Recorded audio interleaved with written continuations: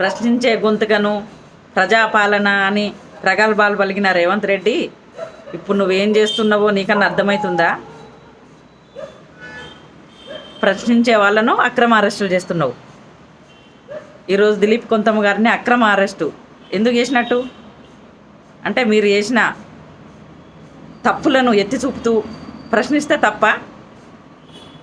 పొద్దున్న లేస్తే అత్యాచారాలు, అఘాయిత్యాలు, గురుకుల పాఠశాలల పిల్లల బాధలను చూడలేక, వరదలు వచ్చి ప్రజలకు తిండి లేక తిప్పలేక వరదలు వచ్చి కొట్టుకుపోతుంటే ఏం పట్టించుకోకుండా మీ ప్రభుత్వం ఏం చేస్తున్నదని ప్రశ్నిస్తే అక్రమ అరెస్టులా? ఒక దిలీప్ కొంతమ్మ గారిని అరెస్ట్ చేస్తే 1000 మంది బయటకు వస్తారు. రేవంత్ రెడ్డి బీఆర్ఎస్ సోషల్ మీడియాను తట్టుకునుడు నీ తరం కాదు, నీ అయ్య తరం కూడా కాదు.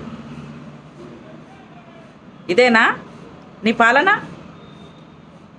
నీ పాలన ప్రశ్నిస్తుంటే రోజు జరిగే తప్పులను ఎత్తి చూపితే, జరిగే అఘాయిత్యాలను ప్రశ్నిస్తే అక్రమ అరెస్టులు చేస్తావా? అరెస్ట్ చేసిన దిలీప్ కొంతమ్మ గారిని వెంటనే విడుదల చేయాలి. లేకుంటే మాత్రం జరిగే పరిణామాలు జాగ్రత్త, చాలా తీవ్రంగా ఉంటాయి పరిణామాలు. రేవంత్ రెడ్డి ఎంతమంది నన్ను అరెస్ట్ చేస్తావు? నువ్వు ఇచ్చిన హామీలు నెరవేర్చక, రోజు బాధలు చూడలేక, వరదలు వచ్చి ఇన్ని అఘాయిత్యాలు జరుగుతూ ఉంటే, ఇంత ప్రజలు బాధలు పడతా అంటే ప్రజలు ప్రశ్నిస్తుంటే ప్రజలను అరెస్ట్ చేస్తారా? మేము ప్రజలే కదా. బీఆర్ఎస్ సోషల్ మీడియాని తట్టుకునే శక్తి నీకెందుకు లేదు అంటే నువ్వు చేసిన తప్పులు అన్నీ ఉన్నాయి.